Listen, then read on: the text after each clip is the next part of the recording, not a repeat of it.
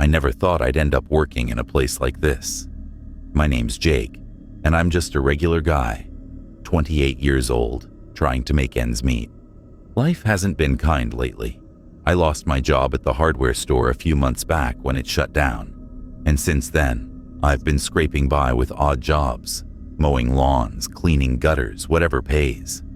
My apartment's a dump, the rent's always late, and my car is on its last legs. So when I saw the ad for a night janitor at some old theme park in Florida, I didn't think twice.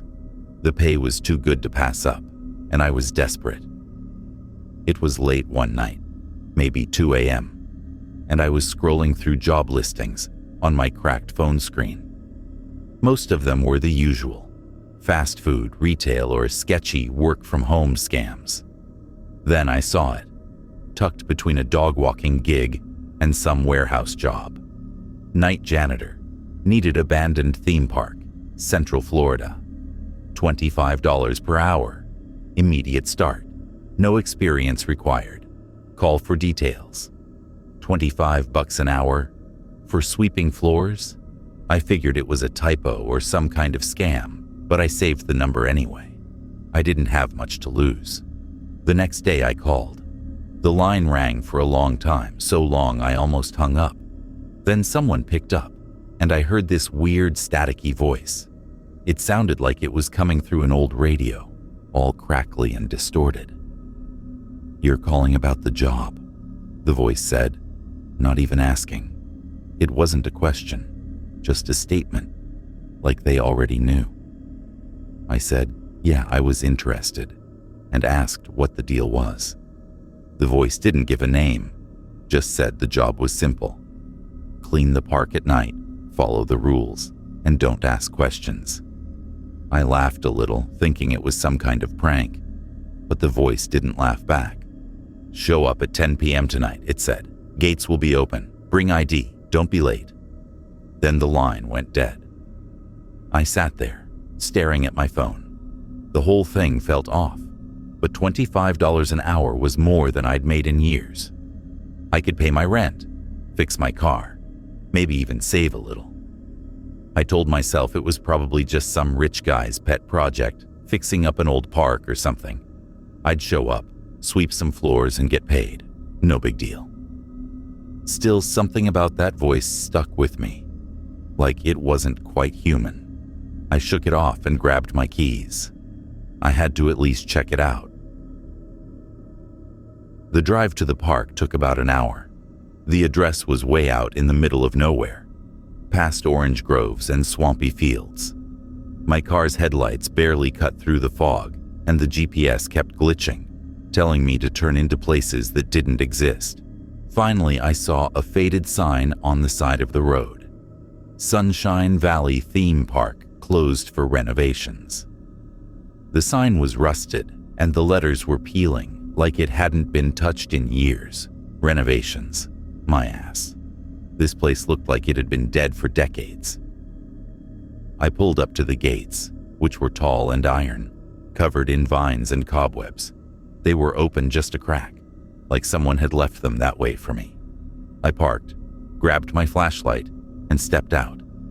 The air was thick and humid, smelling like wet dirt and something sour I couldn't place. The park loomed in front of me, a dark silhouette against the night sky. I could make out the shapes of old roller coasters, their tracks twisting like giant skeletons, and a Ferris wheel that looked like it might collapse if the wind blew too hard. Everything was quiet, too quiet, like the world was holding its breath. I checked my phone. 9:55 p.m. I wasn't late, but I felt like I was being watched. I shone my flashlight around, half expecting to see someone, but there was nothing. Just shadows and the faint buzz of cicadas. I walked up to the gate and pushed it open. It creaked loud enough to wake the dead, and I winced. "Hello," I called, my voice echoing off the empty ticket booths. No answer. I stepped inside, my sneakers crunching on gravel and broken glass. The main entrance was a mess.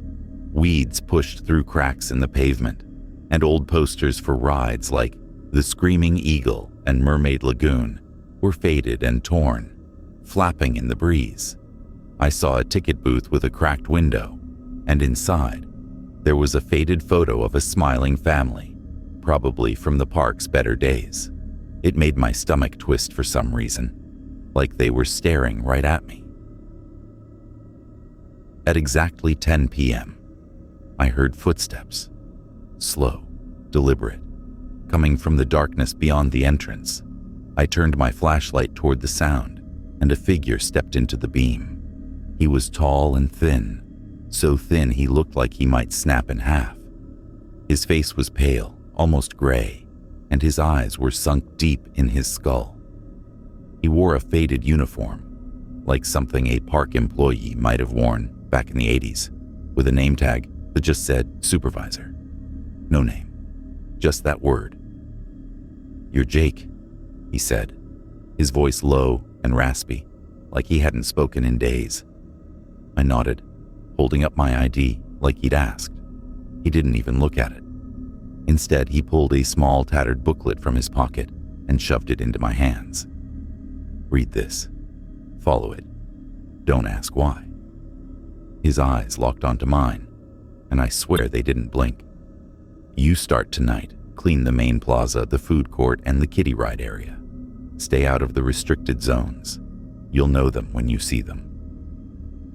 I opened my mouth to ask what he meant, but he was already walking away, disappearing into the shadows like he'd never been there. I looked down at the booklet. It was old, the cover stained and curling at the edges. The title was handwritten in shaky letters, "Rules for Night Staff." I flipped it open, but the pages were too dark to read in the dim light. I stuffed it in my pocket, figuring I'd check it later. Right now, I just wanted to get to work and get out of here. I found a maintenance shed near the entrance, just like the supervisor said I would. Inside was a mop, a bucket, some cleaning supplies, and a rusty cart to carry them. I loaded up and started toward the main plaza. The park felt even bigger now that I was inside, like it went on forever. The paths twisted and turned, lined with broken lampposts and overgrown bushes. Every few steps I'd hear a sound, a rustle in the leaves, a creak from one of the rides, and my heart would jump. I told myself it was just the wind, just animals, but it didn't help. This place was wrong, and I could feel it in my bones. The main plaza was a wide, open area with a dried-up fountain in the center. The fountain had a statue of some creepy clown holding balloons, its paint chipped and one eye missing. I started sweeping, trying to focus on the job. The pay was good, I kept reminding myself. I could do this. But as I worked, I couldn't shake the feeling that I wasn't alone.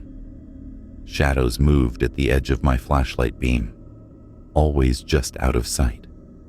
I'd turn, but there was never anything there. My hands were shaking by the time I finished the plaza, and I hadn't even started on the food court.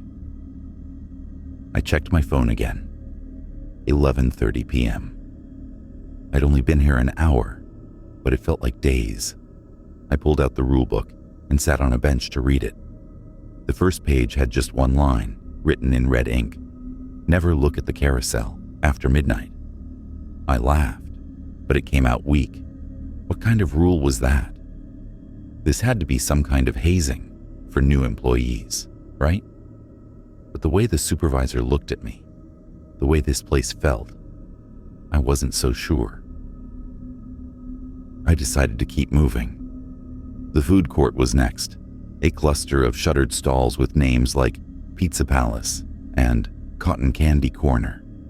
The tables were covered in dust, and some still had trays with moldy food, like everyone just up and left one day. I started cleaning, but every time I turned my back, I'd hear something. A whisper, a footstep, a faint giggle. I'd spin around, flashlight shaking, but it was always nothing. Just the dark, empty park staring back at me. By the time I got to the kiddie ride area, I was jumping at every sound. The rides were small, meant for little kids, but they looked creepy in the dark. Miniature trains with peeling paint, tiny boats stuck in a dry canal. I swept as fast as I could, just wanting to be done. That's when I noticed the carousel in the distance, its horses frozen in mid-gallop, their eyes glinting in the moonlight. I remembered the rule and looked away quick. It was almost midnight. I wasn't about to test whatever that was about. I finished my shift at 4 a.m., exhausted and rattled. The supervisor was waiting at the gate like he'd never left. "Good work," he said, but his voice was cold, like he didn't mean it. "Be back tomorrow. Don't be late." He handed me an envelope with cash, more than I expected, and turned away. I drove home, the rule book burning a hole in my pocket. I didn't know what I'd gotten myself into, but I knew one thing. This place wasn't normal, and I had a bad feeling I was gonna find out why. I barely slept after that first shift. My head was spinning from the weirdness of the theme park, the supervisor's creepy vibe, and that damn rule book I couldn't bring myself to open again. I kept seeing the clown statue from the fountain in my mind, its chipped face and missing eye staring at me like it knew something I didn't. By the time I dragged myself out of bed, it was already late afternoon. My phone said 5 p.m., and I had to be back at the park by 10. The envelope of cash sat on my kitchen counter, a thick stack of 20s that should have made me feel better but didn't. It felt like blood money, though I couldn't explain why. I grabbed a quick shower, trying to wash away the uneasy feeling clinging to me like damp clothes. My apartment was a mess. Dishes piled in the sink, laundry overflowing the hamper, but I didn't have the energy to deal with it. I microwaved some leftover pizza, barely tasting it as I ate. All I could think about was the park, the way the shadows moved just out of sight, the faint giggles I swore I heard in the food court, the carousel I wasn't supposed to look at after midnight. I told myself it was just nerves. I was tired, stressed, and this place was creepy as hell. That was all. I'd go back, do my job, and keep my head down. $25 an hour was worth it, right? By 9 p.m., I was back in my beat-up car, driving through the same foggy, swampy roads. The GPS glitched again, telling me to turn left into a ditch, but I knew the way now. That rusted sign for Sunshine Valley Theme Park came into view, looking even more pathetic in the dying daylight. I parked outside the gates, which were open just like last night, creaking slightly in the breeze. The air was heavy, thick with that same sour smell, like something rotting just out of sight. I grabbed my flashlight and the rulebook, which I'd shoved in my glove box like I could forget it existed. I wasn't gonna mess around tonight. I'd follow the rules, clean what I was told, and get out. The supervisor was waiting for me at the entrance again, standing under a broken lamppost, like he hadn't moved since I left. His gray face looked even worse in the dim light, like he was half dead. "You're back," he said, his voice raspy and flat. No smile, no warmth, just those sunken eyes boring into me. He handed me a list written on a crumpled piece of paper. Main Plaza again, then the arcade and the bumper car pavilion. Stay out of restricted areas. You read the rules? I nodded, even though I hadn't looked at the book since last night. He didn't seem to care, just turned and shuffled off into the dark. I watched him go, wondering how someone that frail could move so fast, like he just melted into the shadows. I headed to the maintenance shed, my sneakers crunching on the gravel. The shed was the same as before. Mop, bucket, cleaning supplies, all covered in a thin layer of dust, like nobody else ever touched them. I loaded the cart and started toward the main plaza. The park felt different tonight, heavier somehow, like the air was pressing down on me. The roller coasters loomed in the distance, their twisted tracks looking like they could come alive any second. I shook my head, telling myself to stop being paranoid. It was just an old park, falling apart, nothing more. The main plaza was as creepy as I remembered. The clown fountain stared at me, its one good eye glinting in my flashlight beam. I started sweeping, moving fast to keep my mind off the silence. It wasn't just quiet. It was the kind of quiet that made your ears ring, like the world was holding its breath. I kept my flashlight moving, checking the shadows every few seconds. Last night, I'd thought I saw things moving, but tonight I was sure of it. A flicker here, a blur there, always gone when I looked straight at it. I told myself it was just my imagination, but my hands were sweaty, and my heart was thumping hard. I finished the plaza quicker than I meant to, probably because I was rushing. The arcade was next, a big building with a faded sign that said Fun Zone in chipped neon letters. The glass doors were smudged and cracked, but I pushed them open and stepped inside. The air was stale, smelling like old popcorn and mildew. Rows of arcade machines stretched out in front of me, their screens dark and dusty. Some had names like Zombie Blaster or Space Raiders, but others had weird titles I didn't recognize, like Mirror Maze Mania or Laughing Shadows. I shivered, not liking how those names matched the rules I'd skimmed last night. I started mopping the floor, the squeak of my shoes echoing in the huge room. The arcade machines were creepy as hell, their blank screens reflecting my flashlight like dead eyes. Every now and then, I'd hear a faint hum, like one of the machines was trying to turn on, but when I looked, they were all off. I moved faster, wanting to get out of there. That's when I noticed something weird. One of the machines, tucked in the back corner, was cleaner than the others. No dust, no smudges, just shiny black plastic and a screen that looked brand new. The title read Carousel of Dreams. My stomach dropped. I remembered the rule about the carousel, and here was a game with the same name.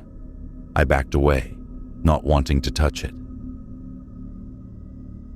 I finished the arcade and moved on to the bumper car pavilion. It was an open-air area with a cracked concrete floor and a roof that looked ready to collapse.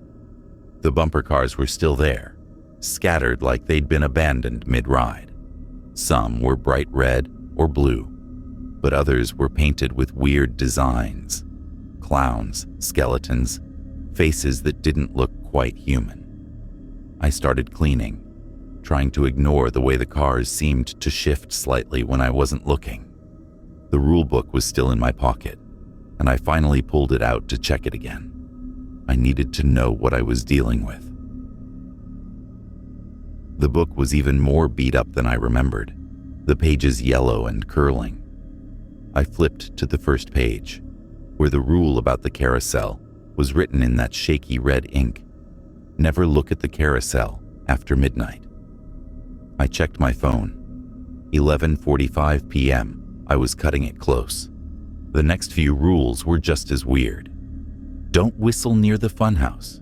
Avoid the mirror maze at all costs. If you hear laughter, run and don't look back. Each one made my skin crawl a little more. Who wrote this? And why?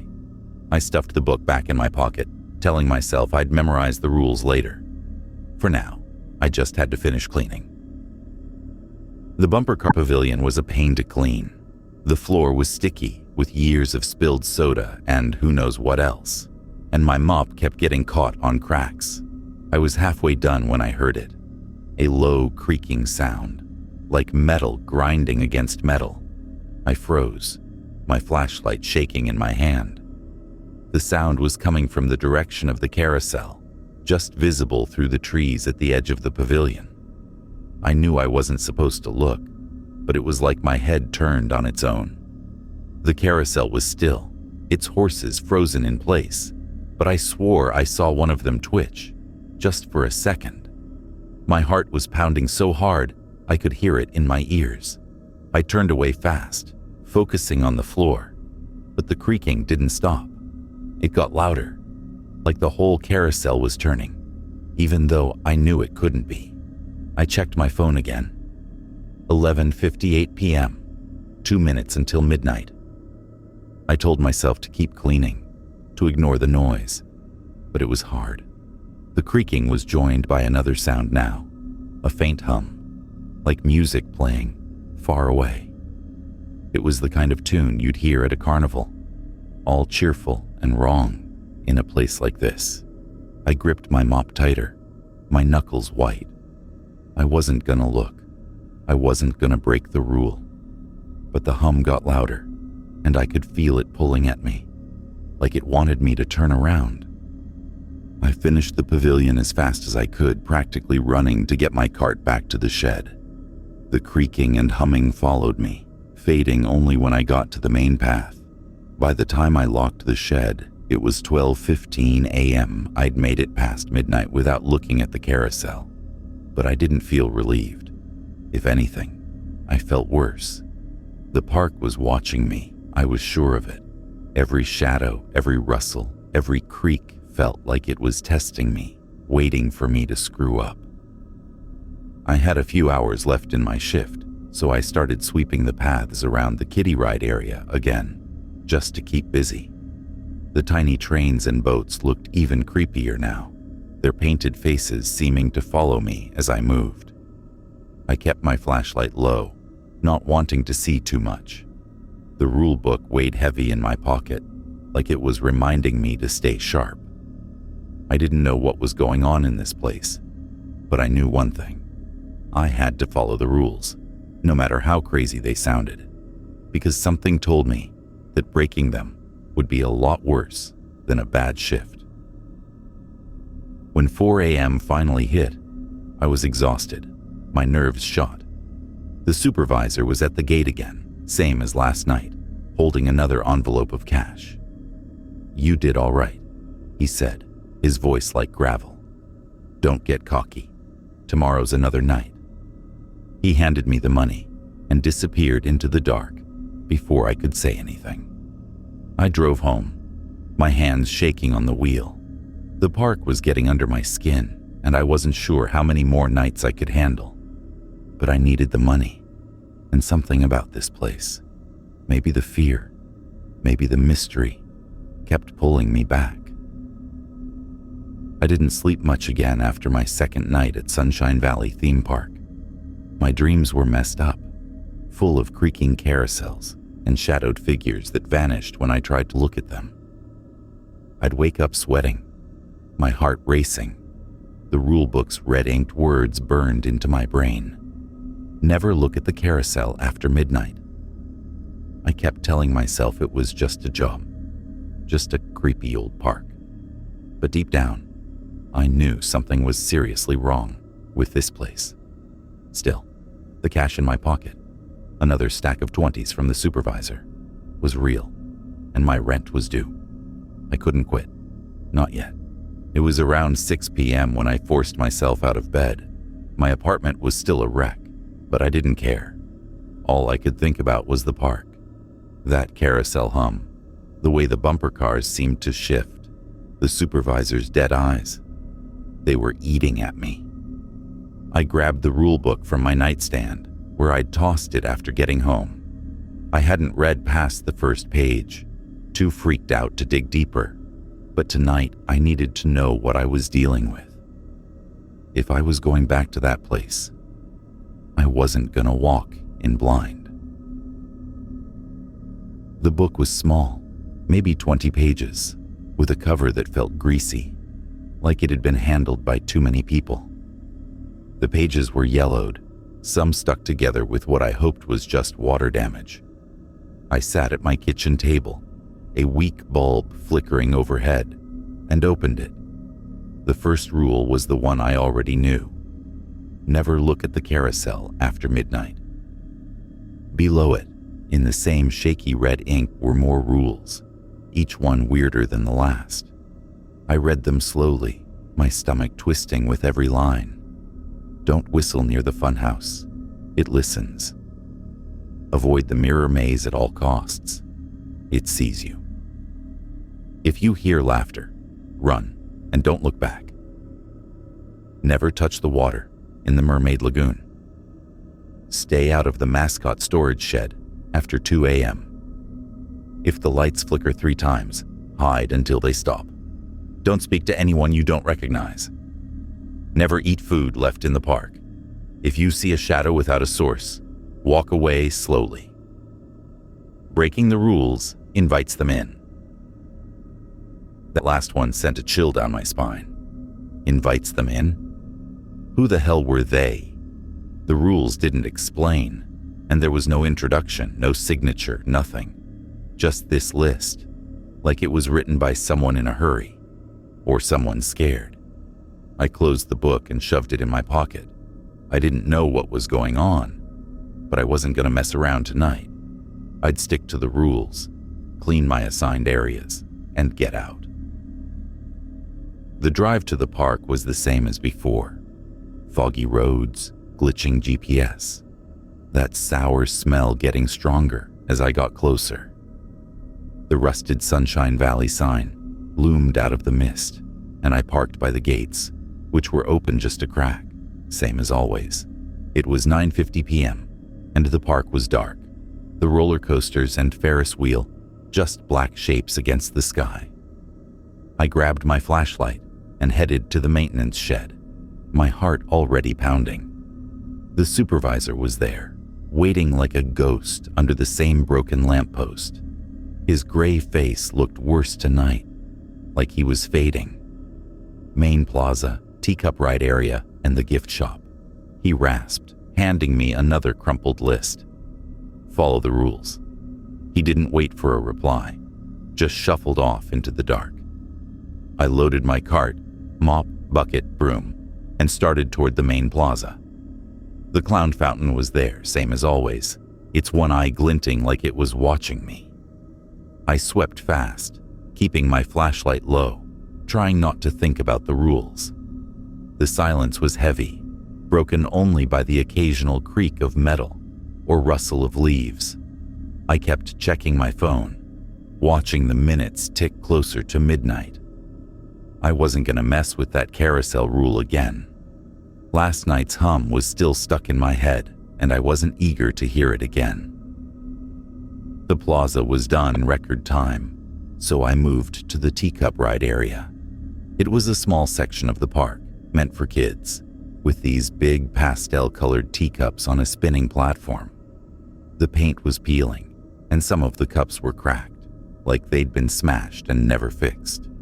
I started mopping, the squeak of my shoes loud in the quiet. That's when I noticed something weird. Footprints in the dust. Not mine. Mine were bigger, with sneaker treads. These were small, like a kid's, and they looked fresh, like someone had just walked through.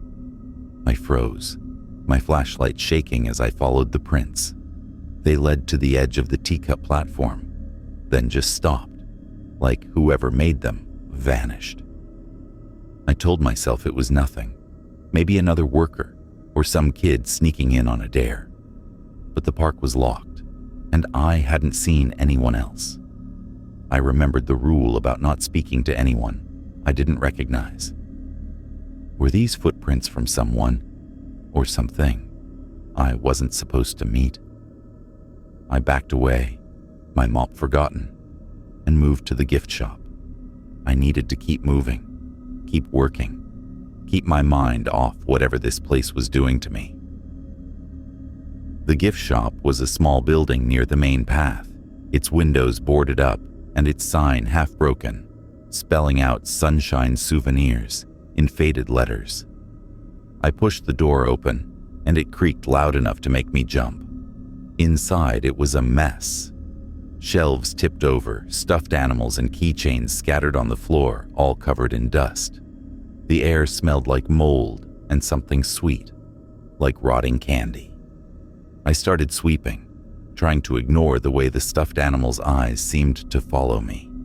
There was a big plush mascot on the counter, some kind of clown with a rictus grin, and I swear it wasn't there when I walked in. I checked my phone. 11:30 p.m. I was making good time, but the rules were weighing on me. I pulled the book out again, flipping through it under my flashlight. That's when I saw something I hadn't noticed before. A handwritten note on the last page in black ink this time. They were here before the park. They'll be here after. My hands went cold. Who wrote this? And what did it mean? I stuffed the book back in my pocket, my throat tight. I didn't want to know, but I couldn't stop thinking about it. As I swept the gift shop, I heard a noise, a soft thump, like something falling off a shelf. I spun around, my flashlight catching a stuffed bear on the floor, its head twisted at a weird angle. I hadn't touched it.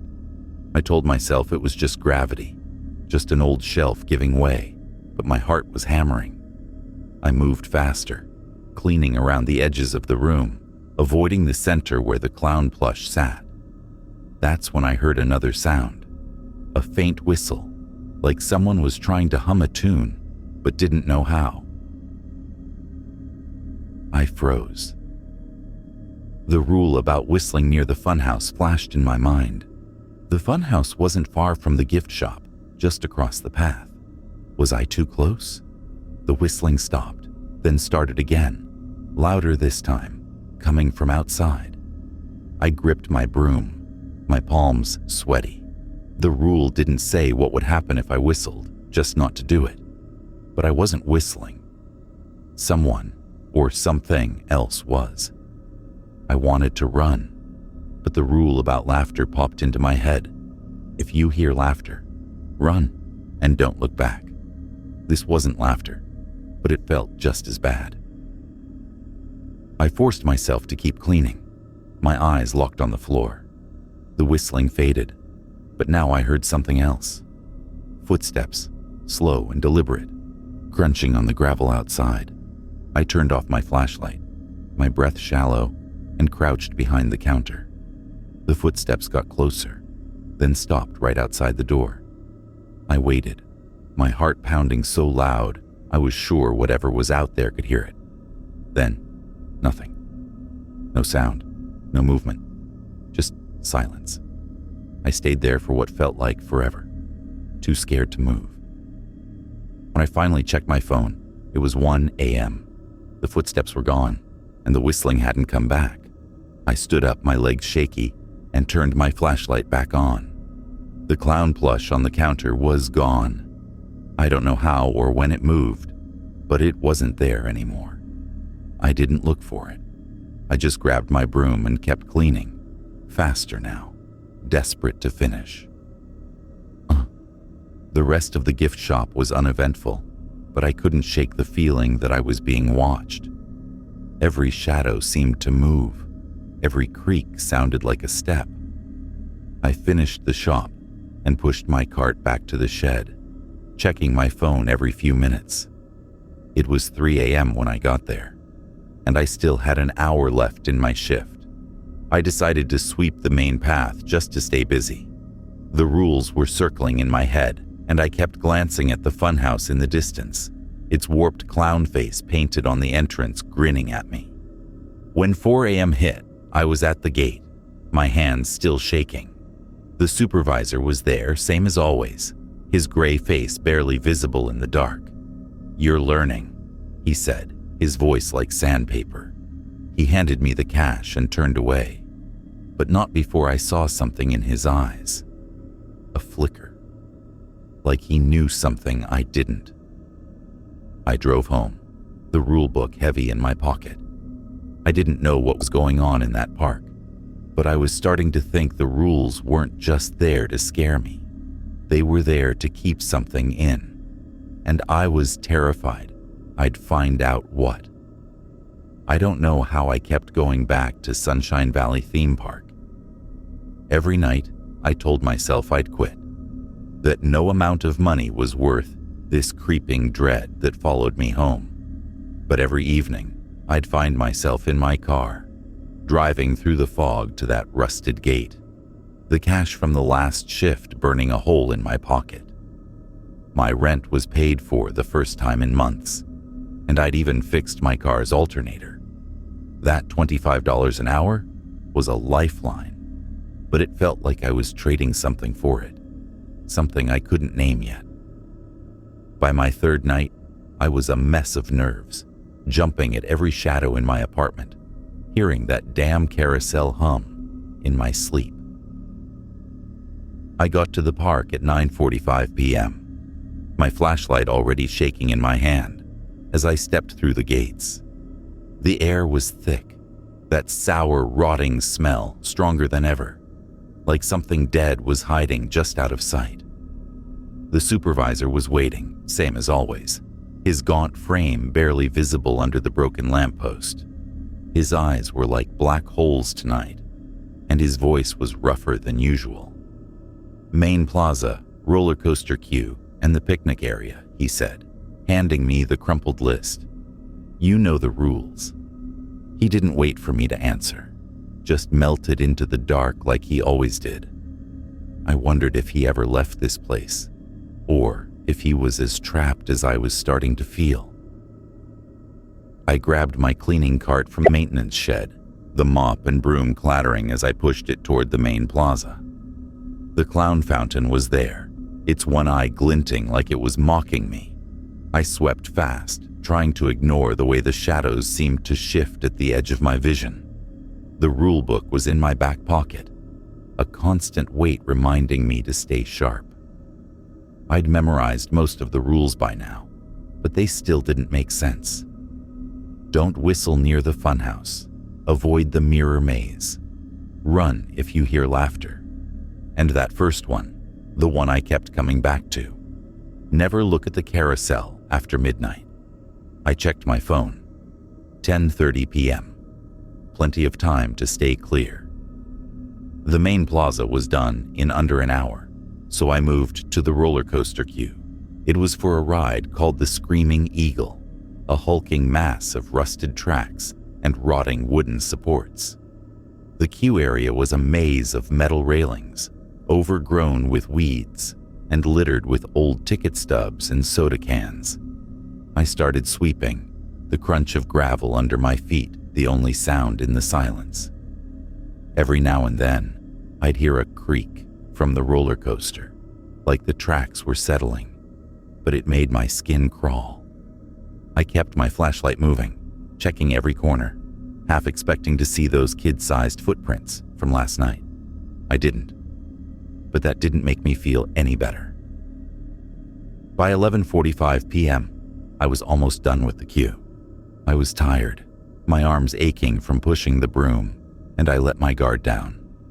That's when I heard it, the hum, that same carnival tune from the carousel, faint but unmistakable, drifting through the trees. I froze, my heart slamming against my ribs. I checked my phone. 11:50 p.m., 10 minutes until midnight. I told myself to keep working, to ignore it, but the hum was like a hook in my brain, pulling my attention toward the carousel. It was just visible through the trees, maybe 100 yards away, its faded horses gleaming in the moonlight. I knew the rule. I knew I wasn't supposed to look, but it was like my body wasn't listening to my brain. My head turned just for a second, and I saw it. The carousel was moving, not fast, not like it was powered on, but slow, deliberate, like someone was cranking it by hand.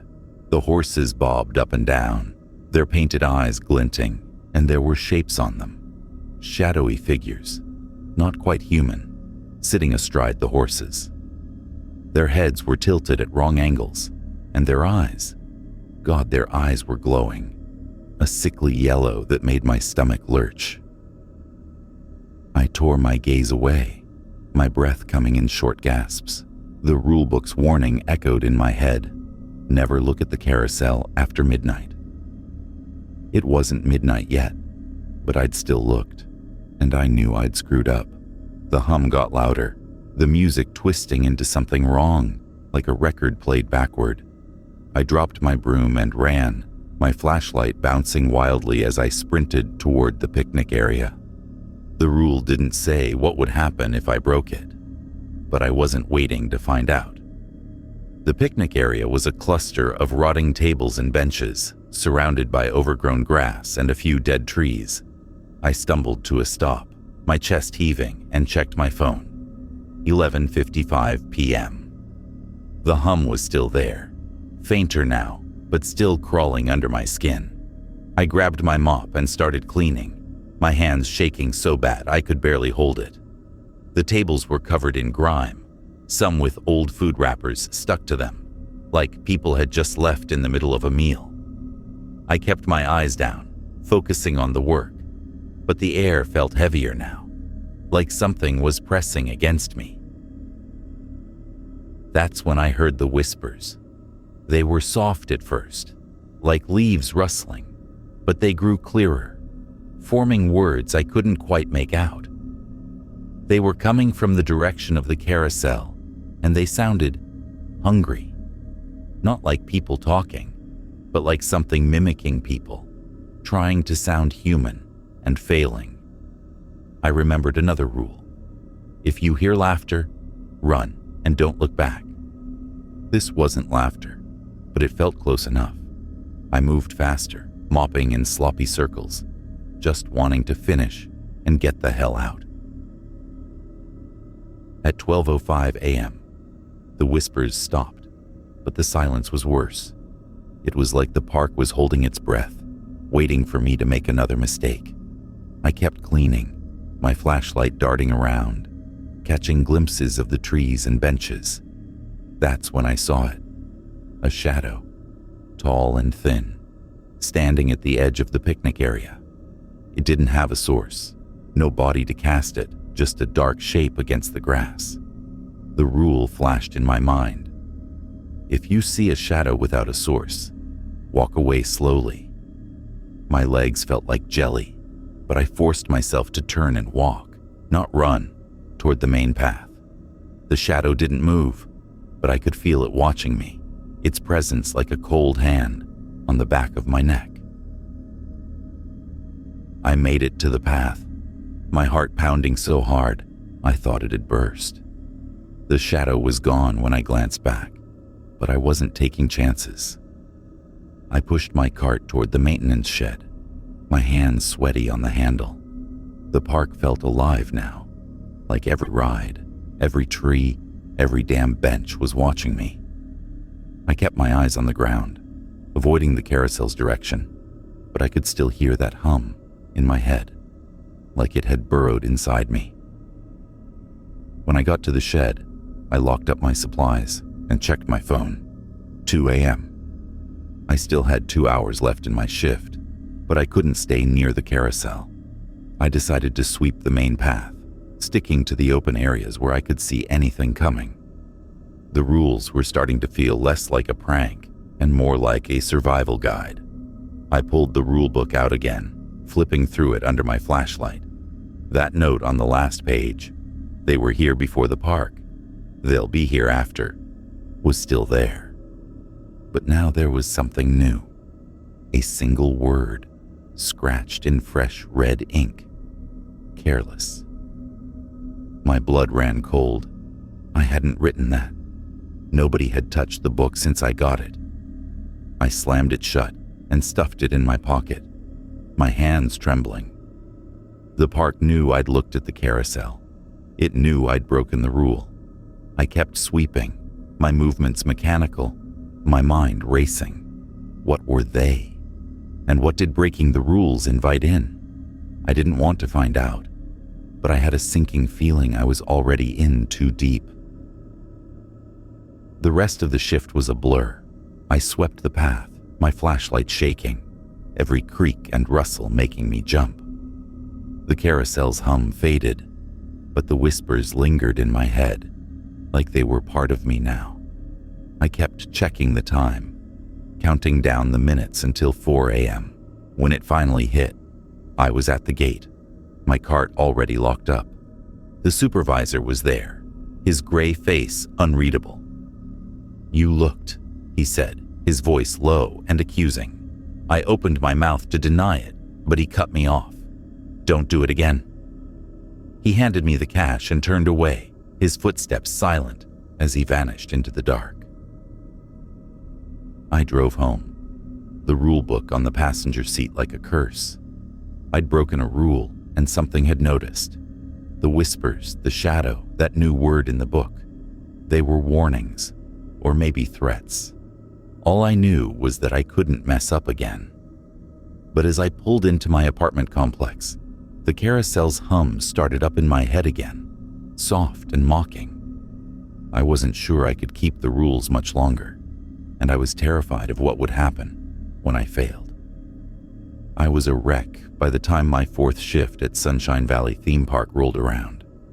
Sleep was a distant memory, replaced by nightmares of glowing eyes and that damn carousel tune that wouldn't leave my head. I'd broken the first rule last night, looked at the carousel before midnight, and something had noticed. That word, careless, scratched into the rule book in fresh red ink, felt like a warning carved into my skin.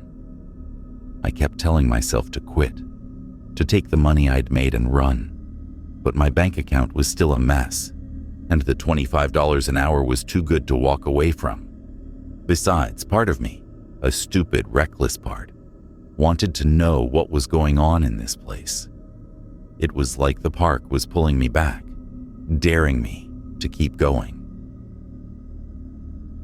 I left my apartment at 9 p.m., the rule book stuffed in my jacket pocket like a lead weight. The drive was the same as always. Foggy roads, glitching GPS, that sour, rotting smell growing stronger as I got closer to the park. The rusted Sunshine Valley sign looked like it was mocking me, its faded letters barely readable in the dark. I parked outside the gates, my hands shaking as I grabbed my flashlight. The gates were open, just a crack, like they were waiting for me. I stepped through, the gravel crunching under my sneakers, and felt the park's silence settle over me like a heavy blanket. The supervisor was at his usual spot under the broken lamppost, his gray face looking more like a corpse every night. His eyes locked onto mine, and I swear he knew I'd screwed up last night. Main Plaza, Funhouse exterior, and the petting zoo, he rasped, handing me the crumpled list. "Stick to the rules, Jake." The way he said my name made my stomach twist, like he was reminding me he was watching. He turned and shuffled into the dark before I could say anything, leaving me alone with the park's eerie quiet. I headed to the maintenance shed, my flashlight beam cutting through the fog. The shed was the same. Mop, bucket, broom, all covered in dust, like nobody else ever touched them. I loaded my cart and started toward the main plaza, my heart already pounding.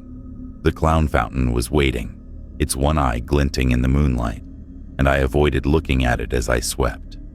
The shadows were thicker tonight, moving at the edge of my vision, but I kept my eyes on the ground. I wasn't going to break any more rules, not after last night. I finished the plaza by 11 p.m. and moved to the funhouse exterior. The funhouse was a big, ugly building with a warped clown face painted over the entrance, its mouth open like it was screaming or laughing. The paint was peeling, and the windows were boarded up, but the whole place felt alive, like it was breathing. I remembered the rule: don't whistle near the funhouse. It listens. I checked my phone, 11:15 p.m., and started sweeping the walkway around it, keeping my distance. The rule book didn't say what would happen if I whistled, but I wasn't about to find out. The air around the funhouse was different, heavier, like it was pressing against my chest.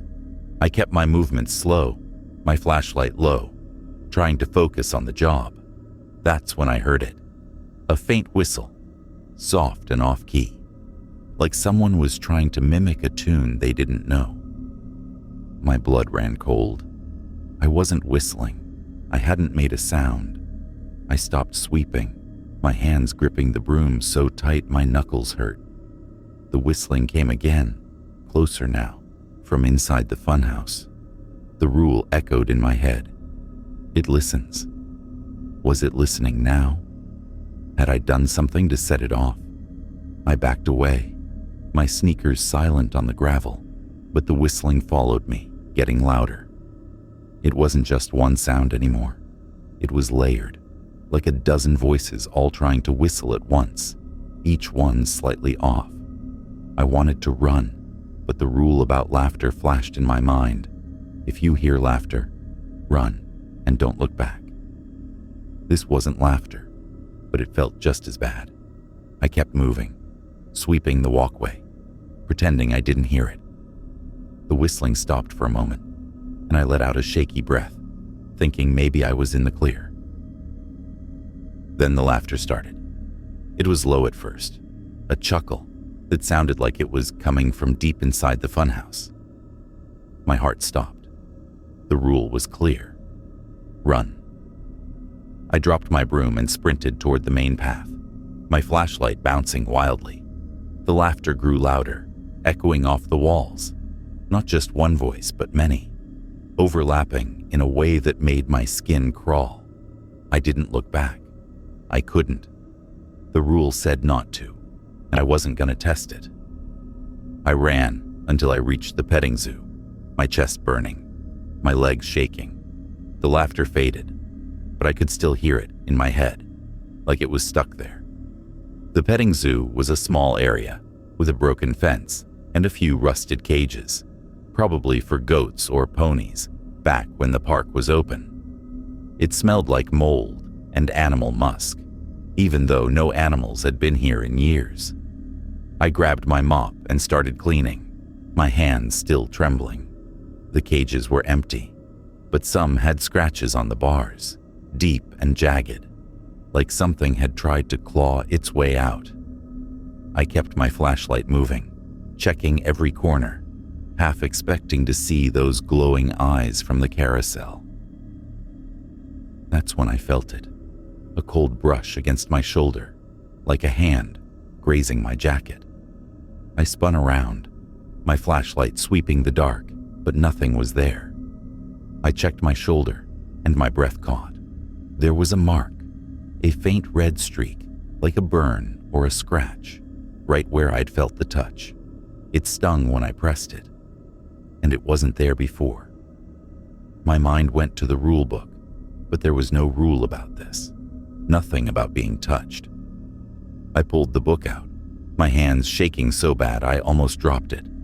I flipped through the pages looking for anything new, but it was just the same rules, except for that word, careless, still glaring at me in red ink.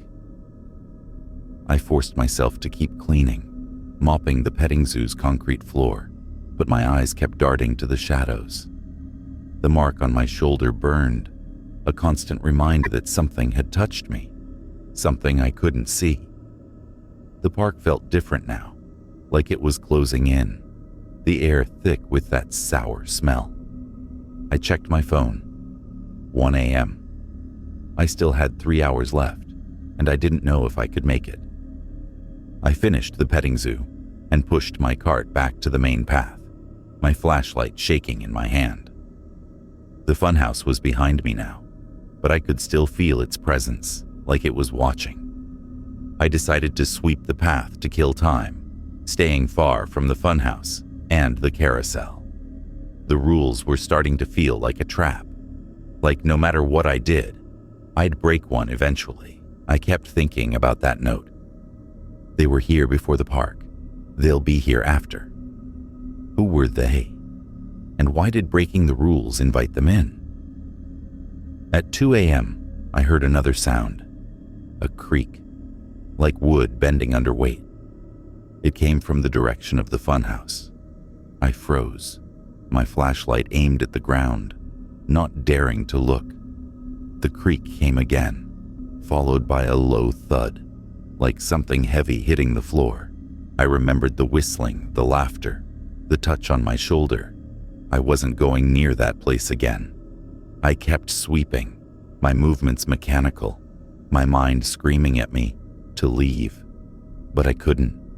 Not yet. The money, the job, the park, they had me hooked, even if I hated it. The rest of the shift dragged on, every minute feeling like an hour. I stayed on the main path, sweeping the same spots over and over, just to stay busy. The park was quiet now, but it wasn't a good quiet. It was the kind that made your ears ring, like something was waiting just out of sight. I kept checking my phone, counting down the minutes until 4 a.m. The mark on my shoulder still burned, and I couldn't shake the feeling that whatever touched me was still close, watching, waiting for me to screw up again. When 4 a.m. finally came, I was at the gate, my cart already locked up. The supervisor was there, his gray face unreadable in the dark. "You heard it," he said, his voice like a knife. It wasn't a question. I nodded, too scared to lie. He handed me the cash, his fingers cold as they brushed mine. "Follow the rules," he said, his eyes boring into me, "or they'll find you." He turned and vanished into the dark, leaving me alone with the gate creaking behind me. I drove home, the rule book on the passenger seat, the mark on my shoulder throbbing. I'd broken another rule, even if I didn't mean to. The whistling wasn't my fault, but the park didn't care. Something had touched me, marked me, and I knew it wasn't done with me yet. I locked my apartment door and checked it twice, but it didn't make me feel safer. The funhouse's laughter was still in my head, and I had a sinking feeling that the park wasn't just a place. It was alive, and it was hungry. I was falling apart by my 5th night at Sunshine Valley Theme Park. Sleep was a lost cause. Every time I closed my eyes, I saw those glowing carousel eyes, heard the funhouse laughter, or felt that cold touch on my shoulder. The mark from last night was still there, a faint red streak that burned when I touched it, like a brand. I kept the rule book on my nightstand now, too scared to let it out of my sight, but too freaked out to read it again. That word, careless, scratched in red ink, haunted me. The park knew I'd screwed up, and it wasn't letting me forget. But the money, those stacks of cash, kept me coming back. My rent was paid, my car was running, and I'd even bought groceries without checking my bank balance first. Quitting felt impossible, like the park had its claws in me. I left my apartment at 9 p.m., the rule book in my jacket pocket, its weight a constant reminder of the mess I was in. The drive was the same. Foggy roads, glitching GPS, that sour, rotting smell hitting me as I neared the park. The Sunshine Valley sign looked worse every night, its letters peeling like dead skin. I parked outside the gates, my hands trembling as I grabbed my flashlight. The gates were open, just a crack, creaking in the humid breeze. I stepped through, the gravel crunching under my sneakers, and felt the park's heavy silence settle over me, like a shroud. The supervisor was waiting under the broken lamppost, his gray face barely visible in the dark. His eyes seemed to glow faintly. Or maybe that was just my nerves. Main Plaza, Tunnel of Love entrance, and the mirror maze exterior. He rasped, handing me the crumpled list. My stomach dropped at mirror maze. The rule book was clear. Avoid the mirror maze at all costs. It sees you. I wanted to ask why, to beg for some explanation, but his stare shut me up. "Follow the rules, Jake," he said, his voice like gravel. He turned and vanished into the shadows, leaving me alone with the park's eerie quiet. I grabbed my cleaning cart from the maintenance shed, the mop and broom clattering as I pushed it toward the main plaza. The clown fountain was there, its one eye glinting like it was alive. I swept fast, my flashlight darting around, checking every shadow. The park felt different tonight, like it was holding its breath, waiting for me to slip up. I finished the plaza by 10:45 p.m. and moved to the Tunnel of Love entrance, a crumbling archway with faded hearts and cupids painted on it. The canal was dry, the boats rotted and stuck in the mud. I mopped the walkway, avoiding the water like the rulebook said. Never touch the water in the Mermaid Lagoon. This wasn't the lagoon, but I wasn't taking chances. By 11:30 p.m., I was done with the tunnel and headed to the mirror maze exterior. The maze was a big octagonal building with mirrored walls, some cracked, some smeared with grime. The entrance was boarded up, but the boards were loose, like someone had pried them open and put them back. The rule echoed in my head: avoid the mirror maze at all costs. I planned to stick to it, just sweep the walkway around it and get out. But as I started cleaning, I felt it, a pull, like the maze was calling me, daring me to look closer. My flashlight beam caught the mirrors, and for a second, I saw something move in the reflection. Not me, something else, a flicker of a shape that wasn't there when I turned. I shook it off, telling myself it was just my imagination. I swept faster, my sneakers squeaking on the pavement, but the feeling grew stronger, like the maze was watching me. I remembered the rulebook's warning: it sees you. What did that mean? I kept my eyes on the ground, focusing on the broom. But then I heard it, a whisper, soft and low, coming from inside the maze. It wasn't like the funhouse whispers. This was different, sharper, like it was speaking directly to me. "Jake," it said, my name clear as day. My heart stopped. Nobody was here. Nobody knew my name except the supervisor. And he was long gone. I backed away, my broom shaking in my hands, but the whisper came again, louder. "Jake, come see." It wasn't just one voice now. It was multiple, overlapping, some high, some low, all saying my name. I wanted to run, but my legs felt heavy, like the maze was pulling me in. I glanced at the entrance, the loose boards seeming to shift slightly, like they were inviting me. I knew the rule. I knew I wasn't supposed to go near it. But something in me, maybe stupidity, maybe curiosity, made me take a step closer. The boards were loose enough to push aside, and before I could stop myself, I was inside. The air was cold, colder than outside, and it smelled like dust and something metallic, like blood. The mirrors surrounded me, reflecting my flashlight beam into 1,000 fractured lights. I saw myself in every direction, but my reflection looked wrong. My eyes were too wide, my face too pale, my mouth twisted into a grin I wasn't making. I tried to turn back, but the entrance was gone, the boards replaced by more mirrors, trapping me inside. The whispers grew louder, a chorus of voices now, saying things I couldn't understand but felt deep in my gut. They knew me, not just my name, but things I'd never told anyone. "You left her," one voice hissed, and my blood ran cold. It was talking about Sarah, my ex, who I'd walked out on 2 years ago after a fight I still regretted. "You're weak," another voice said, and I saw my reflection change, my face shrinking, my body hunching like I was a kid again, getting yelled at by my dad. The mirrors weren't just reflecting me. They were showing me things, digging into my head, pulling out my worst memories. I stumbled forward, my hands out, trying to find a way out. The mirrors were a maze, twisting and turning, every path leading to more reflections. Some showed me as I was, scared and shaking, but others showed things. A version of me with no eyes, just black holes. Another with claws instead of hands, reaching out like it could grab me. The voices kept talking, telling me things I didn't want to hear, about Sarah, about my failures, about how I'd never leave this place.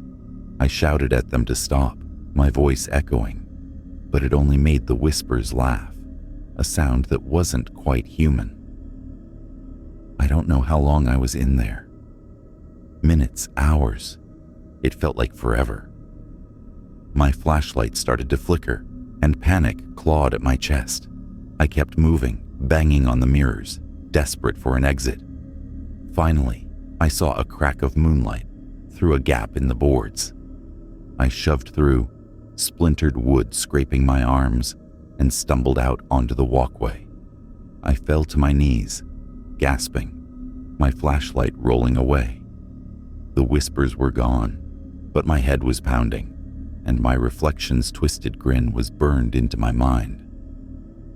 I checked my phone. 1 a.m. I'd been in there for over an hour, but it felt like days. My jacket was torn, and my arms were scratched, blood welling up in thin lines. The mark on my shoulder from last night burned hotter now, like it was connected to whatever happened in the maze. I grabbed my broom and started sweeping again, my hands shaking so bad I could barely hold it. The rule book was still in my pocket, and I pulled it out, flipping to the page with the mirror maze rule. There was a new mark, a red X over the words, "Avoid the mirror maze at all costs," like I'd been caught again. I finished the walkway, staying as far from the maze as I could. The park was quiet now, but it wasn't a relief. It was like the maze had taken something from me, and the park knew it. I pushed my cart back to the main path, my legs weak, my mind racing. I kept thinking about the voices, how they knew things about me nobody should know. The rules weren't just about keeping me safe. They were about keeping something else out, or maybe in. I spent the rest of the shift sweeping the main path, staying in the open where I could see anything coming. The carousel was in the distance, silent tonight, but I didn't look at it. The funhouse loomed nearby, its clown face grinning, but I didn't hear any whistling. Still, I felt watched, like the park was waiting for my next mistake. I checked my phone obsessively, counting down to 4 a.m. When it finally hit, I was at the gate, my cart locked up, my body trembling. The supervisor was there, his gray face unreadable. "You went in," he said, his voice low and cold. I opened my mouth to lie, but he held up a hand. "Don't, it knows." He handed me the cash, his fingers brushing mine, colder than ever. "One more chance, Jake. Follow the rules." He turned and disappeared, leaving me with the gate creaking behind me. I drove home, the rule book on the passenger seat, the scratches on my arms stinging. The mark on my shoulder was worse now, red and raw, like it was spreading. I'd broken another rule, and the park had punished me. The mirror maze had seen me, just like the rule said, and it had taken something, my secrets, my fears, maybe part of me. I locked my apartment door, but it didn't make me feel safe. The park was in my head now, and I didn't know how much longer I could keep going back. By my 6th night at Sunshine Valley Theme Park, I was barely holding it together. I hadn't slept more than a couple hours in days.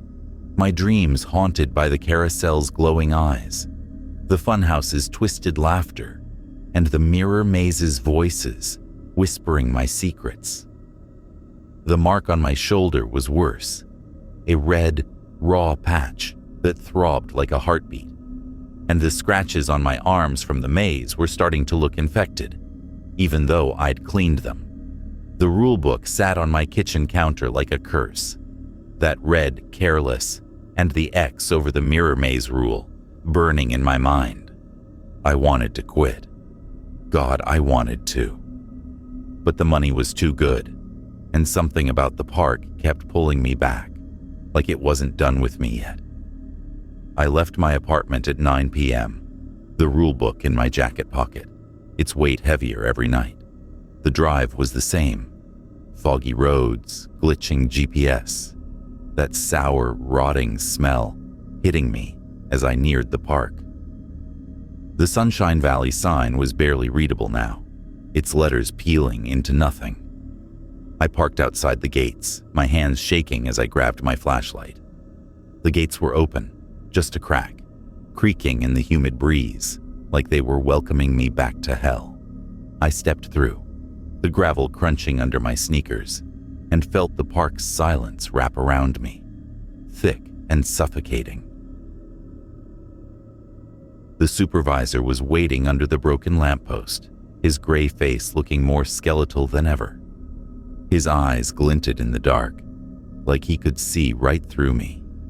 Main plaza, food court, and the haunted house walkway. He rasped, handing me the crumpled list. My stomach twisted at haunted house, but I nodded, too scared to argue. "You're running out of chances, Jake," he said, his voice like a blade. He didn't explain, just turned and melted into the shadows, leaving me alone with the park's oppressive quiet. I grabbed my cleaning cart from the maintenance shed, the mop and broom rattling as I pushed it toward the main plaza. The clown fountain was there, its one eye gleaming like it knew what I'd done in the mirror maze. I swept fast, my flashlight darting around, checking every shadow.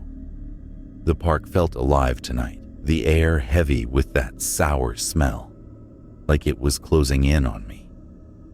I finished the plaza by 10:30 p.m. and moved to the food court, my heart pounding. The rule book was burning a hole in my pocket, and I kept repeating the rules in my head. Don't whistle, don't touch the water, avoid the maze, run if you hear laughter. The food court was a cluster of shuttered stalls. Pizza Palace, Cotton Candy Corner, Burger Bonanza, all covered in dust and cobwebs. Some tables still had trays with moldy food, like everyone had just walked away years ago. I started mopping, the squeak of my shoes echoing in the silence. The mark on my shoulder throbbed, and the scratches on my arms stung with every movement. I kept my flashlight low, avoiding the shadows, but I couldn't shake the feeling that something was watching me. The rules were starting to feel like a trap, like no matter how careful I was, I'd break one eventually. It was 11:45 p.m. when I heard it, a faint chuckle, low and guttural, coming from the direction of the haunted house. My blood ran cold. The rule flashed in my mind. If you hear laughter, run and don't look back. I froze, my mop dripping onto the floor, listening. The chuckle came again, louder now, joined by another, then another, until it was a chorus of laughs, some high and shrill, some deep and wrong, like they weren't human.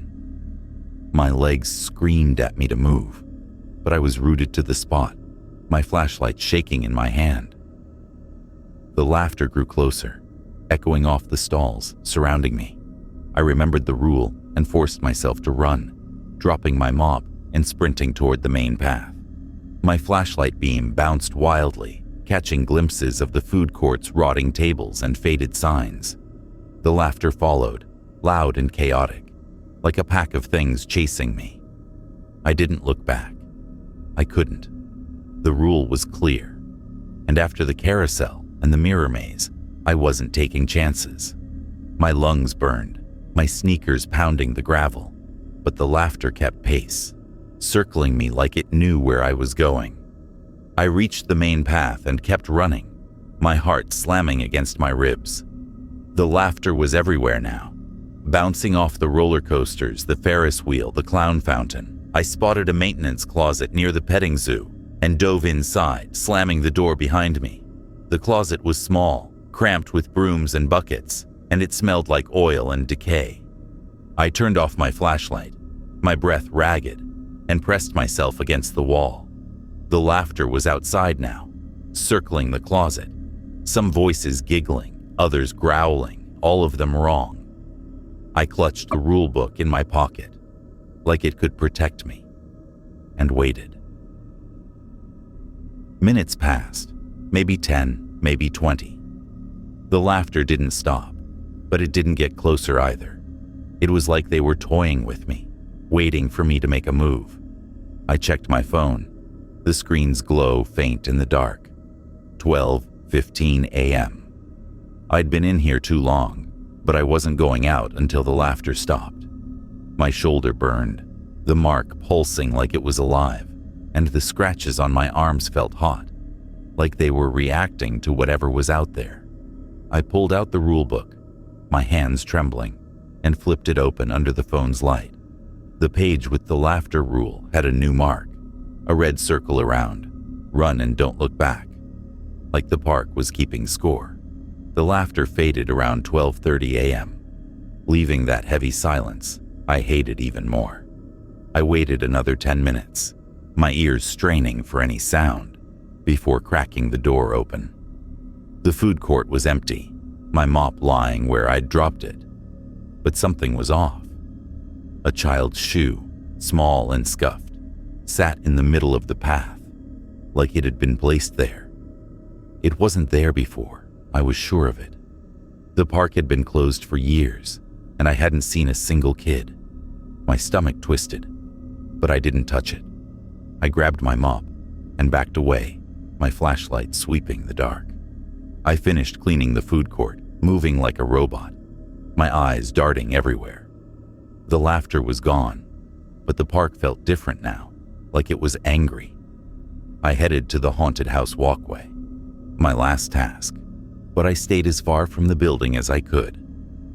The haunted house was a crumbling structure with a faded sign that read, "Ghostly Manor," its windows boarded up, its doors chained shut.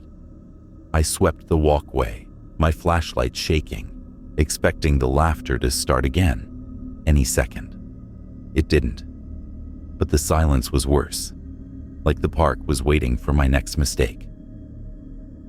At 2 a.m., I was done, but I still had 2 hours left in my shift. I decided to sweep the main path, staying in the open where I could see anything coming. The carousel was in the distance, silent tonight, but I didn't look at it. The funhouse loomed nearby, its clown face grinning, but I didn't hear any whistling. Still, I felt watched, like the park was studying me, waiting for me to break another rule. I kept the rule book close, flipping through it when I paused to catch my breath. That note on the last page, "They were here before the park, they'll be here after," had a new addition, a single red word, "Closer," written in the same shaky hand. My heart sank. The park was talking to me, marking my mistakes, and it was getting worse. The carousel, the mirror maze, the funhouse, now the laughter. Each time I broke a rule, something got closer. I didn't know what they were, but I could feel them, like a weight in the air, a shadow just out of sight. I kept sweeping, my movements mechanical, my mind racing. The child's shoe kept popping into my head, its scuffed leather and tiny size burned into my memory. Who left it there, and why? The rest of the shift was a blur of fear and exhaustion. I stayed on the main path, sweeping the same spots over and over, just to stay busy. The park was quiet, but every creak, every rustle, made me jump. My shoulder mark burned hotter, and the scratches on my arms were red and swollen, like they were infected with something more than bacteria. I checked my phone obsessively, counting down to 4 a.m. When it finally hit, I was at the gate, my cart locked up, my body trembling. The supervisor was there, his gray face unreadable in the dark. "You ran," he said, his voice low and accusing. "But you didn't look back. Good." He handed me the cash, his fingers like ice against mine. "They're closer now, Jake. Don't give them more." He turned and vanished, leaving me with the gate creaking behind me. I drove home, the rule book on the passenger seat, the child's shoe still haunting me. I'd followed the laughter rule, but barely, and the park had noticed. That shoe, the new word in the book, the burning mark on my shoulder. They were warnings, or maybe threats. I locked my apartment door and checked it 3 times, but it didn't help.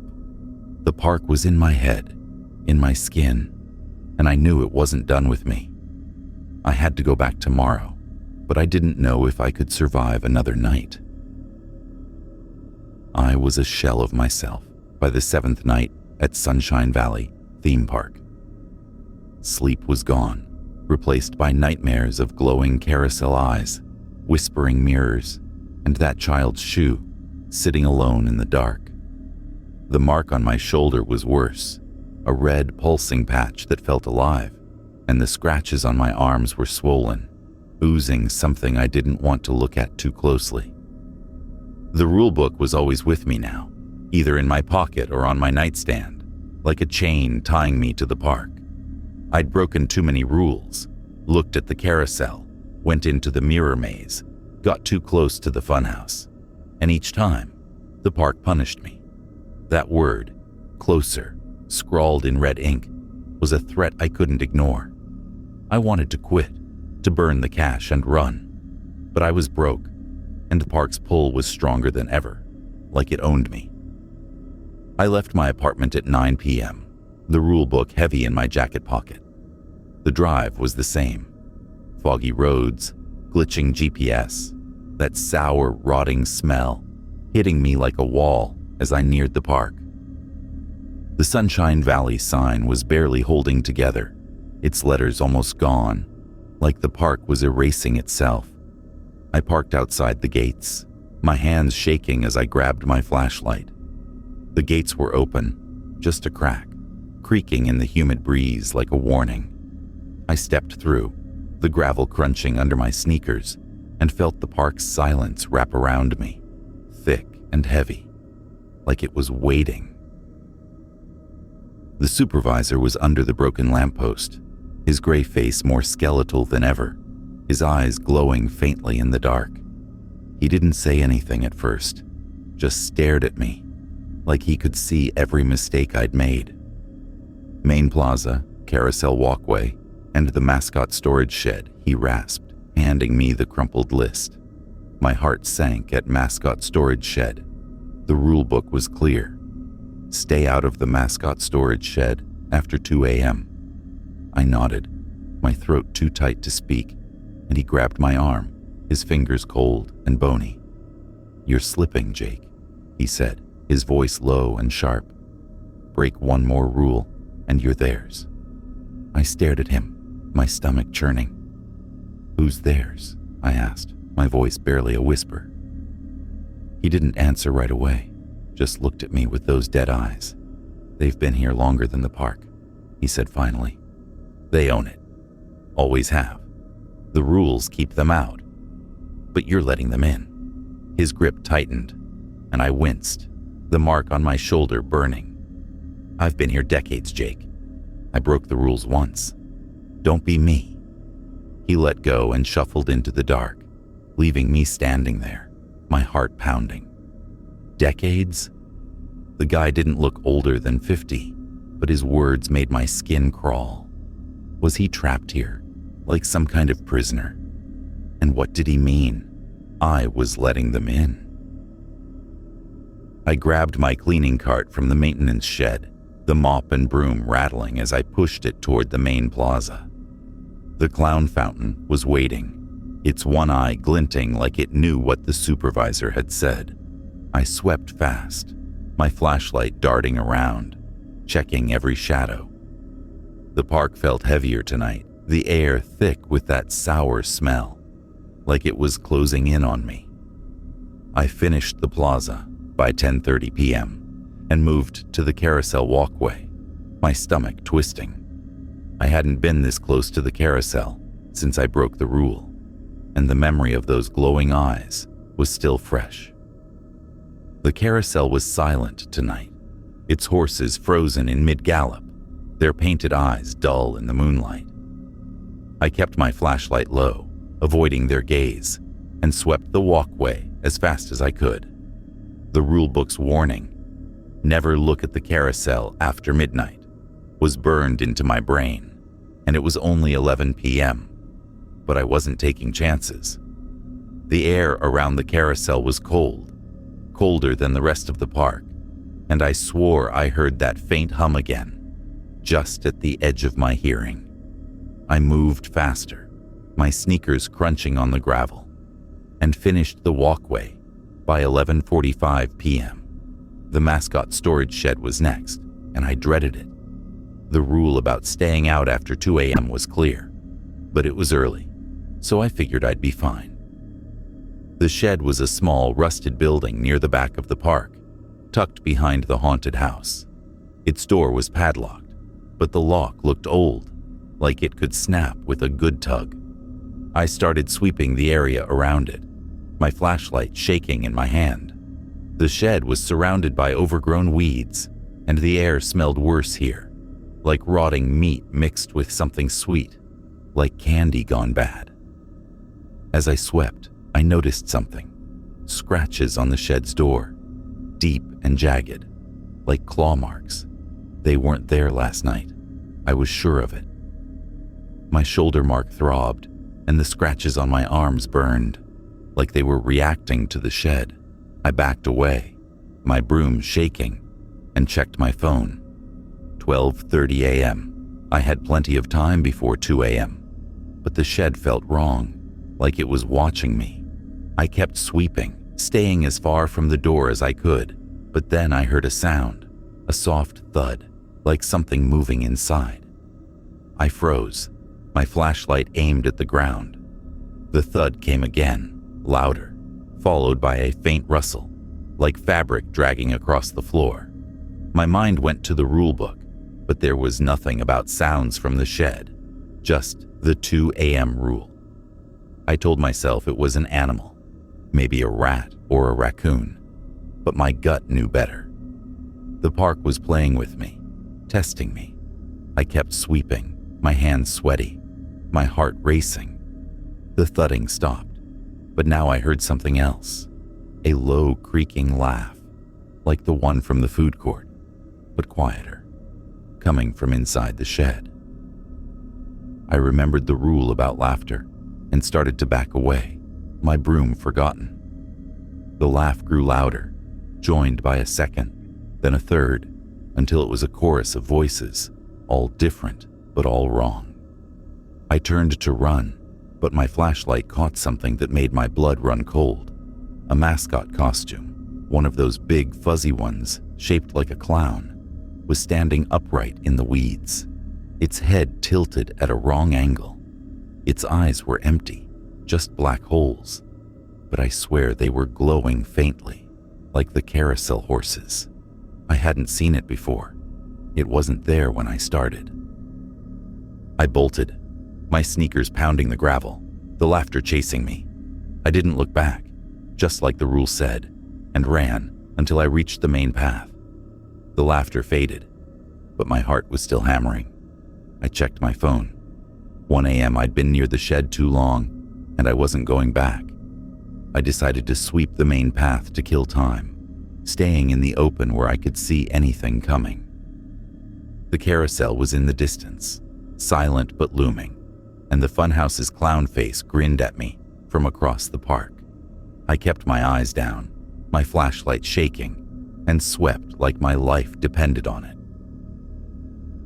At 2:30 a.m., I pulled out the rule book, my hands trembling.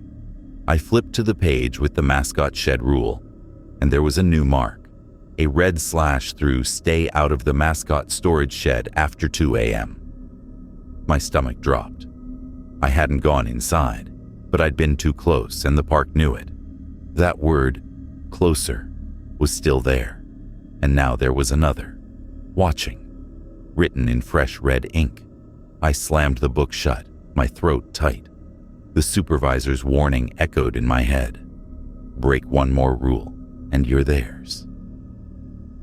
I spent the rest of the shift on the main path, sweeping the same spots over and over just to stay busy.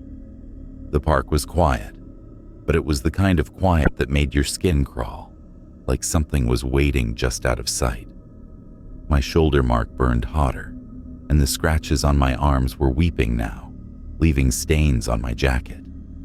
I kept thinking about the supervisor, how he said he'd been here decades, how he broke the rules once. Was that what the park did? Trap you forever? Like some kind of ghost? At 4 a.m., I was at the gate, my cart locked up, my body trembling. The supervisor was there, his gray face unreadable in the dark. "You saw it," he said, his voice low and cold. "The costume." I nodded, too scared to lie. He leaned closer, his breath smelling like decay. "They're closer now, Jake. One more mistake and you won't leave." He handed me the cash, his fingers like ice, and turned away, vanishing into the dark. I drove home. The rule book on the passenger seat, the mascot's glowing eyes burned into my mind. I'd come too close to breaking another rule, and the park was tightening its grip. The supervisor's warning was clear. One more slip and I was done. I locked my apartment door and checked it 4 times, but it didn't help. The park was in my skin, in my blood, and I didn't know if I could survive another night. But I had to go back. The money, the mystery, the fear, they owned me now. I was barely human by my 8th night at Sunshine Valley Theme Park. My life was unraveling, consumed by the park's grip. Sleep was a myth. Every time I closed my eyes, I saw the carousel's glowing eyes, heard the mirror maze's whispers, or felt the funhouse's cold touch. The mark on my shoulder was a festering wound now, red and hot, pulsing like it was alive. The scratches on my arms were worse, oozing a sickly yellow that smelled wrong, like the park's sour rot. The rule book was my shadow, always in my pocket or on my nightstand. Its red inked warnings, careless, closer, watching, burning in my mind. The supervisor's words from last night echoed, "One more mistake and you won't leave." I wanted to run, to burn the cash and disappear, but I was broke, and the park's pull was like a noose. It wasn't just the money anymore. Something in me needed to know what was happening, even if it killed me. I left my apartment at 9 p.m., the rule book heavy in my jacket pocket. The drive was the same hell. Foggy roads, glitching GPS, that sour, rotting smell choking me as I neared the park.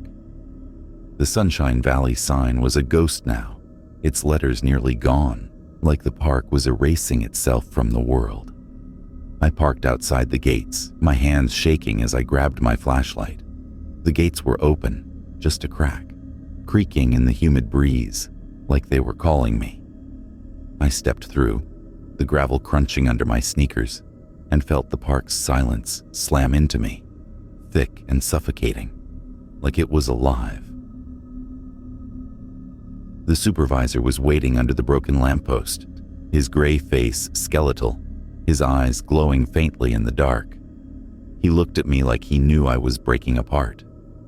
Main Plaza, bumper car pavilion, and the mascot storage shed again, he rasped, handing me the crumpled list. My heart sank at mascot storage shed. I'd barely survived last night's encounter with that clown costume, its empty eyes glowing like the carousel horses. The rule was clear. Stay out of the mascot storage shed after 2 a.m. I nodded, my throat too tight to speak. He grabbed my wrist, his fingers like ice. "You're almost theirs, Jake," he said, his voice a knife. "Don't let them take you." He let go and vanished into the shadows, leaving me trembling. I grabbed my cleaning cart from the maintenance shed, the mop and broom rattling as I pushed it toward the main plaza. The clown fountain was there, its one eye glinting like it was laughing at me. I swept fast, my flashlight darting around, checking every shadow. The park felt hungrier tonight, the air thick with that sour smell, like it was closing in. I finished the plaza by 10:30 p.m. and moved to the bumper car pavilion, my stomach twisting. The memory of that clown costume's glowing eyes was still fresh, and the supervisor's warning rang in my ears. "You're almost theirs." The bumper car pavilion was a wreck, its cracked concrete floor sticky with years of grime. The cars were scattered, some painted with clowns and skeletons, their faces warped and peeling. I started mopping, my flashlight shaking, expecting laughter or whispers any second. The rules were a mantra in my head. Don't whistle, don't touch the water, avoid the maze, run from laughter, stay out of the shed after 2 a.m. My shoulder mark burned, and the scratches on my arms throbbed, like they were tied to the park's pulse. I finished the pavilion by 11:45 p.m., my nerves shot, and headed to the mascot storage shed, dreading every step. The shed was the same rusted hulk, its door scratched with those deep, jagged claw marks. The padlock looked weaker tonight, like it could snap if I breathed on it. I started sweeping the area around it, staying as far from the door as I could. The air was thick, the sour smell mixed with that sickly sweet candy rot. My flashlight beam caught the weeds, and I froze. Another mascot costume was there. Not the clown from last night, but a bear. Its fur matted, its head tilted at a wrong angle. Its eyes were black holes glowing faintly, just like the clown's. It wasn't there when I started. I was sure of it. I backed away, my broom shaking. But then I heard it. A low creak from inside the shed, followed by a thud, like something heavy moving. My heart pounded, the rulebook's warning screaming in my head, stay out after 2 a.m. It was only 12:15 a.m., but the shed felt alive, like it was breathing. The bear costume twitched, its head jerking upright, and I swear it turned to look at me. Those glowing eyes locked onto mine, and my legs went weak. I wanted to run, but my body wouldn't move, like the costume was holding me there. Then the door rattled, the padlock clanking like something was pushing from inside. A low growl came through the metal. Not animal, not human, but something else. The bear costume took a step forward, its movements jerky, like a puppet on strings. I snapped out of it and bolted, my flashlight bouncing wildly, the growl chasing me. I ran to the main path, my sneakers pounding the gravel, and didn't stop until I was far from the shed. The growl faded, but the bear's glowing eyes were burned into my mind, joining the carousel horses and the mirror maze's twisted faces. I checked my phone. 12:30 a.m. I was shaking so bad I could barely hold my broom. I decided to sweep the main path, staying in the open, away from the shed, the carousel, the funhouse, all of it. My shoulder mark was on fire, and the scratches on my arms were leaking that yellow ooze, staining my jacket. I pulled out the rule book, my hands trembling, and flipped to the mascot shed rule. There was a new mark, a red slash through "Stay out of the mascot storage shed after 2 a.m., and a new word in red ink, touched. My stomach dropped. I hadn't gone inside, but I'd seen the costume, felt its eyes on me. The park was keeping score, and I was losing. I needed answers. The supervisor's warning about being here decades, about breaking the rules once, wouldn't leave me. I decided to find him, to demand the truth. I pushed my cart toward the gate, where he always showed up at 4 a.m., but it was only 1 a.m. I didn't care. I couldn't keep going like this, not with the park closing in, not with them getting closer. I swept the path near the gate, my eyes scanning the dark, but he wasn't there. Instead, I found something else, a stack of old newspaper clippings, tucked under a rock like they'd been left for me. I knelt down, my flashlight shaking, and picked them up. The headlines were faded but readable. Sunshine Valley worker vanishes. Third disappearance at Florida theme park. Park closes after string of incidents. The dates were from the late 80s, early 90s, and the articles mentioned night staff, janitors, security guards, going missing without a trace. One had a grainy photo of a man who looked too much like the supervisor. Same gaunt face, same dead eyes. The caption said he was a maintenance worker who disappeared in 1989. My heart stopped. That was over 30 years ago. How was he still here? The clippings shook in my hands as I read more. They mentioned accidents at the carousel, the funhouse, the mirror maze, places tied to the rules. One article quoted a worker who quit, saying the park was cursed, that it fed on people. I stuffed the clippings in my pocket, my mind racing. The supervisor wasn't lying. He'd been here decades, trapped by the park, just like he said, and now I was following in his footsteps. I spent the rest of the shift sweeping the main path, my body on autopilot, my mind spinning. The bear costume's glowing eyes, the growl, the clippings. They were pieces of a puzzle I didn't want to solve. The park was alive, and it was hungry, just like the worker said. My shoulder mark pulsed, and the scratches on my arms burned, like they were part of the park now. I checked my phone obsessively, counting down to 4 a.m. When it hit, I was at the gate, my cart locked up, my body trembling. The supervisor was there, his gray face unreadable. "You found them," he said, his voice low and cold, like he knew about the clippings. I nodded, my throat tight. "What is this place?" I asked, my voice shaking. He stared at me, his eyes glinting. "It's theirs," he said. "Always has been. The rules keep them out, but you're letting them in." He handed me the cash, his fingers colder than ever. "Last chance, Jake. Don't go near the costumes again." He turned and vanished, leaving me with the gate creaking behind me. I drove home, the rule book and clippings on the passenger seat, the bear's glowing eyes haunting me.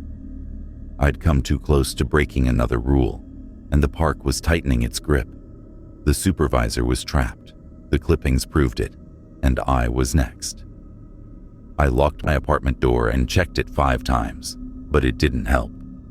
The park was in my blood, in my wounds, and I knew one thing. It wasn't done with me. One more night, and I might not come back. I was done. That was it. My 8th night at Sunshine Valley Theme Park had pushed me to the edge, and I couldn't take it anymore. The glowing eyes of that bear costume, the growl from the mascot shed, those newspaper clippings about missing workers, they were all screaming at me to get out. The mark on my shoulder was a festering mess now, red and hot, spreading like a disease. The scratches on my arms oozed yellow pus, and no amount of cleaning made them better. The rule book was a curse, its red-inked words, careless, closer, watching, touched, burning in my brain. The supervisor's warning was the final nail. "Last chance, Jake. Don't go near the costumes again." I knew he was trapped, stuck in this hell for decades, and I wasn't going to end up like him. But I had one more shift, one more night to survive, and then I was gone. No more money, no more park, no more rules. I'd burn the cash if I had to. I spent the day trying to psych myself up, pacing my apartment, the rule book glaring at me from the kitchen counter. I wanted to destroy it, but every time I reached for it, my hand froze, like the book was daring me to try. The newspaper clippings were spread out next to it, their faded headlines about vanishings and curses making my stomach churn. I kept thinking about the supervisor, how he looked like that missing worker from 1989, how he said the park belonged to them. Who were they? The things in the carousel, the mirror maze, the fun house, the mascot shed, I didn't know, but I could feel them, like a shadow in my bones. I had to make it through tonight, and then I'd leave this cursed place behind. I left my apartment at 9 p.m., the rule book in my jacket pocket, heavier than ever. The drive was a nightmare. Foggy roads, glitching GPS, that sour, rotting smell choking me as I neared the park. The Sunshine Valley sign was barely there now, just a rusted frame with a few letters clinging on, like the park was erasing itself. I parked outside the gates, my hands shaking as I grabbed my flashlight. The gates were open, just a crack, creaking in the humid breeze, like they were waiting for me. I stepped through, the gravel crunching under my sneakers, and felt the park's silence hit me like a wave, thick and suffocating. Like it knew this was my last night. The supervisor was under the broken lamppost, his gray face more corpse than man, his eyes glowing like the mascot's. He stared at me, like he could see my plan to quit. Main Plaza, Teacup Ride area, and the Midway Games, he rasped, handing me the crumpled list. You're out of chances, Jake. Follow the rules, or they take you. His voice was a knife, cutting through my resolve. I wanted to ask what he meant, who they were, but his stare shut me up. He turned and vanished into the dark, leaving me alone with the park's hungry quiet. I grabbed my cleaning cart from the maintenance shed, the mop and broom rattling like they were nervous too. The clown fountain was waiting in the main plaza, its one eye glinting like it was alive. I swept fast, my flashlight darting around, checking every shadow. The park was different tonight, angrier, like it knew I was planning to leave. The air was thick with that sour smell, and the shadows moved when I wasn't looking, flickering at the edge of my vision. My shoulder mark burned, and the scratches on my arms throbbed, like they were part of the park now. I finished the plaza by 10:30 p.m. and moved to the Teacup Ride area, my heart pounding. The teacup rides were a mess, their pastel colors faded, their cups cracked and tilting. I started mopping, my flashlight shaking, expecting laughter or whispers any second. The rules were a mantra in my head. Don't whistle, don't touch the water, avoid the maze, run from laughter, stay out of the shed after 2 a.m. But the park wasn't waiting for me to break a rule tonight. It was coming for me. At 11 p.m., the lights flickered, not once but 3 times, fast and sharp. The rulebook's warning screamed in my mind. If the lights flicker 3 times, hide until they stop. I dropped my mop and dove behind a teacup, my breath shallow, my flashlight off. The park went dark, and then I heard it. A low hum, like the carousel, but wrong, twisted, coming from everywhere. The hum grew louder, joined by whispers, not words but sounds, like a crowd of things watching me. I stayed crouched, my heart slamming against my ribs, waiting for the lights to come back. They didn't. Instead, the ride started moving, creaking, grinding like they were waking up. The teacups spun slowly, their cracked edges scraping the platform. The roller coaster in the distance groaned, its tracks rattling like something was riding it. I clutched the rulebook, my hands trembling, and prayed for the lights to return. They flickered once, twice, then stayed on, but the park was alive now, the air buzzing with energy, like it was angry I was still here. I grabbed my mop and ran to the Midway Games, my last task. The Midway was a row of stalls, ring toss, balloon pop, shooting galleries, all rotted and collapsing. I started sweeping, my flashlight shaking so bad I could barely see. The hum was still there, faint but constant, and the whispers were back, saying my name, Jake, Jake, Jake, like a chant. I kept moving, sweeping in sloppy lines, just wanting to finish. That's when I saw it, a shadow, tall and thin, no source, standing at the end of the Midway. The rule flashed. If you see a shadow without a source, walk away slowly. I backed up, my broom shaking, but the shadow moved closer, its edges blurring like smoke. I turned and ran, breaking the rule, my sneakers pounding the gravel. The shadow followed, silent but fast, and the whispers turned to laughter, that same horrible chorus from the food court. I sprinted to the maintenance shed, my cart forgotten, and locked myself inside. The laughter circled the shed, the shadow sliding across the walls, like it could see through the metal. I pulled out the rulebook, my hands shaking, and flipped through it. Every rule was slashed with red now, and a new word was scrawled on the last page. Hours. My stomach dropped. The park wasn't warning me anymore. It was claiming me. I had to end this. I couldn't survive another night. In a panic, I grabbed a can of lighter fluid from the shed, doused the rulebook, and lit a match.